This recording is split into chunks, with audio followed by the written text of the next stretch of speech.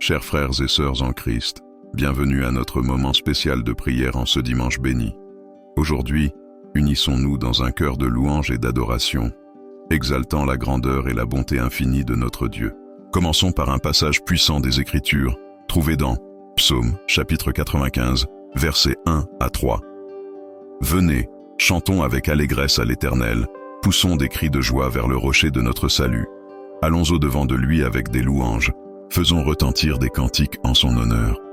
Car l'Éternel est un grand Dieu, il est un grand roi au-dessus de tous les dieux. Ce passage nous invite à entrer dans la présence de Dieu avec des cœurs débordants de gratitude et de louange. Dans un monde qui oublie souvent de lever les yeux, cet appel à l'adoration renouvelle nos âmes et réoriente nos cœurs. Réfléchissez un instant. Combien de raisons avons-nous de louer Dieu aujourd'hui ? Peut-être que certains d'entre vous sont émerveillés par la beauté de la cathédrale Notre-Dame à Paris, récemment restaurée. D'autres peuvent contempler la majesté des montagnes Laurentides au Québec, témoignant de la grandeur de la création divine.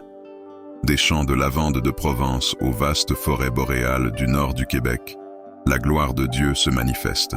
En France, berceau de grands compositeurs et artistes, et au Québec, avec sa riche tradition musicale, il est crucial de se rappeler que tout véritable art et beauté pointe vers le grand artiste, notre Créateur. Il est présent dans les notes mélodieuses qui résonnent dans les églises de Lyon, dans les fresques colorées qui ornent les rues de Montréal, dans l'architecture imposante de Bordeaux et dans la simplicité charmante des chapelles rurales de Charlevoix. Comme il est dit dans Psaume, chapitre 150, verset 6, « Que tout ce qui respire loue l'Éternel, louez l'Éternel ». Et dans Apocalypse chapitre 4, verset 11, nous lisons « Tu es digne, notre Seigneur et notre Dieu, de recevoir la gloire, l'honneur et la puissance, car tu as créé toutes choses, et c'est par ta volonté qu'elles existent et qu'elles ont été créées. » Chers frères et sœurs de France et du Québec, je vous invite à ouvrir vos cœurs en adoration aujourd'hui. Peu importe où vous êtes ou ce que vous traversez, il y a toujours une raison de louer Dieu pour sa grandeur et sa bonté. Avant de poursuivre avec notre prière, je vous invite à partager dans les commentaires de cette vidéo une raison spécifique pour laquelle vous voulez louer Dieu aujourd'hui. Créons une symphonie de gratitude et d'adoration qui s'élèvera des Alpes françaises, aux plaines du Saint-Laurent. Maintenant, je vous demande de préparer un verre d'eau. Nous allons le consacrer dans la prière, symbolisant le fleuve d'adoration qui coule de nos cœurs vers Dieu. Après notre moment ensemble, je vous invite à boire cette eau, déclarant votre dévouement à être un adorateur en esprit et en vérité. Prions! Père Céleste, nous nous approchons de ton trône de grâce ce dimanche matin avec des cœurs débordants de louange et d'adoration. Quel privilège de pouvoir exalter ton saint nom et célébrer ta grandeur et ta bonté. Seigneur, nous commençons ce moment en reconnaissant que tu es le Dieu très haut, le Créateur des cieux et de la terre. Dans un monde qui cherche souvent la gloire dans des choses passagères, tu restes éternellement digne de toute louange et adoration. Ta majesté se manifeste depuis les sommets enneigés du Mont Blanc jusqu'aux vastes plaines de l'Abitibi. Nous louons ton nom, ô Dieu, car toi seul es véritablement saint et digne de tout honneur. Père, tout comme David a dansé de toutes ses forces devant l'arche, nous élevons notre adoration vers toi aujourd'hui. Tu es le roi des rois et le seigneur des seigneurs, devant qui tout genou fléchira. Ta gloire surpasse l'éclat du palais de Versailles. Ton amour est plus profond que les eaux du golfe du Saint-Laurent. Nous glorifions ton nom, car il n'y a pas d'autre qui mérite notre adoration comme toi, Seigneur. Dieu Tout-Puissant, ce matin, nous voulons exprimer notre profonde gratitude pour ta bonté dans nos vies. Nous te remercions pour le salut que nous avons en Jésus-Christ, pour le don du Saint-Esprit et pour ta fidélité constante. Merci pour la liberté que nous avons de t'adorer ouvertement, que ce soit dans les cathédrales historiques de Reims ou dans les églises modernes de Laval. Nous te remercions pour la beauté de ta création qui nous entoure. Merci pour les vignobles verdoyants de Bordeaux, qui nous rappellent ton abondance, pour les champs dorés de blé du Québec, qui parlent de ta provision. Nous sommes reconnaissants pour l'opportunité d'être tes témoins, reflétant ta gloire dans nos communautés.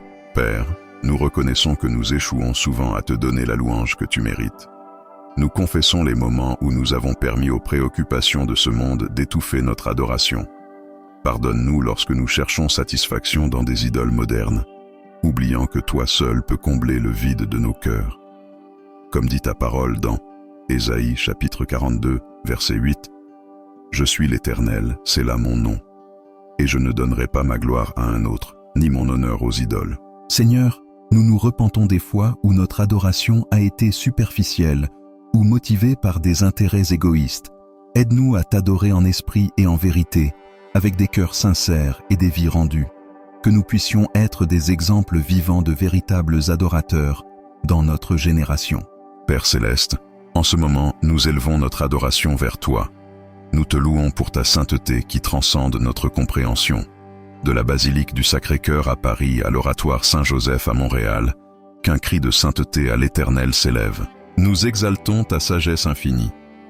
Dans un monde qui se vante de connaissances, nous reconnaissons que toute véritable compréhension vient de toi. Dans les universités de la Sorbonne ou dans les centres de recherche de Québec City, que ta sagesse soit vénérée. Nous glorifions ton pouvoir illimité. Face aux merveilles technologiques à Toulouse ou aux centrales hydroélectriques de Bay James, nous nous rappelons que ton pouvoir surpasse toute réalisation humaine. Rien n'est impossible pour toi, Seigneur. Nous célébrons ta miséricorde inépuisable. Dans les rues de Marseille où beaucoup cherchent de nouveaux départs, ou dans les centres de réhabilitation de Sherbrooke, ta compassion atteint tous. Qu'elle est grande, ta miséricorde qui se renouvelle chaque matin. Nous louons ta fidélité inébranlable. À travers les changements des saisons, des transformations dans nos villes, tu restes le même. Des anciennes murailles de Carcassonne aux tours modernes de Montréal, ta fidélité est notre fondation sûre. Nous exaltons ton amour inconditionnel. Dans une culture où l'amour est souvent conditionnel, ton amour reste constant et pur. Que les places de Lyon et les parcs de Trois-Rivières soient témoins de ton amour transformateur. Nous adorons ta justice parfaite. Dans des sociétés qui cherchent l'équité, nous nous rappelons que tu es la source de toute véritable justice. Dans les tribunaux de Strasbourg ou dans les assemblées législatives de Québec, que ta justice soit vénérée et recherchée. Nous glorifions ta grâce abondante. Dans un monde marqué par la méritocratie, ta grâce nous rappelle que nous sommes aimés non pour nos actions, mais pour qui tu es. Que les églises de Nantes et les ministères de rue à Gatineau soient des canaux de ta grâce transformante. Nous louons ta créativité infinie. Face à la diversité culturelle de nos nations, nous reconnaissons que toute créativité coule de toi.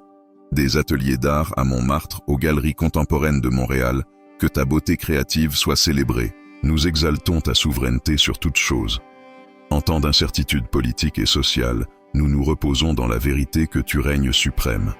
Des palais gouvernementaux de Paris aux bureaux provinciaux de Québec, que ta souveraineté soit reconnue. Père, en élevant cette louange, nous prions pour l'eau que nous avons préparée. Tout comme les rivières coulent constamment en adoration silencieuse vers toi, nous demandons que tu bénisses cette eau, qu'elle soit un symbole du fleuve d'adoration qui coule de nos cœurs. En la buvant, que ce soit un acte prophétique, déclarant notre décision d'être des adorateurs en esprit et en vérité tous les jours de nos vies. Maintenant, Seigneur, alors que nous approchons de la fin de notre prière de louange, nous te remercions car nous savons que tu te délectes dans l'adoration de tes enfants. Comme il est écrit dans Psaume chapitre 22, verset 3, « Pourtant tu es le Saint, tu sièges au milieu des louanges d'Israël. » Nous croyons que notre adoration non seulement te glorifie, mais transforme aussi nos vies et impacte le monde autour de nous. Que le parfum de notre adoration s'élève comme de l'encens devant ton trône. Que notre louange soit une offrande agréable à toi, non seulement ce dimanche, mais à chaque instant de nos vies. Au nom de Jésus-Christ, l'objet suprême de notre adoration, nous prions et te louons. Amen. Chers frères et sœurs en Christ, quel moment glorieux nous avons passé ensemble dans la présence du Seigneur. Je ressens dans mon esprit que Dieu se délecte de la louange sincère qui s'est élevée de nos cœurs aujourd'hui. Le Saint-Esprit me pousse à prophétiser. Il y aura un réveil d'adoration véritable dans les semaines à venir. Des chapelles historiques d'Avignon aux églises modernes de Saguenay, Dieu réveille une nouvelle ferveur de louange parmi son peuple. Certains d'entre vous feront l'expérience d'une nouvelle dimension d'intimité avec Dieu à travers l'adoration.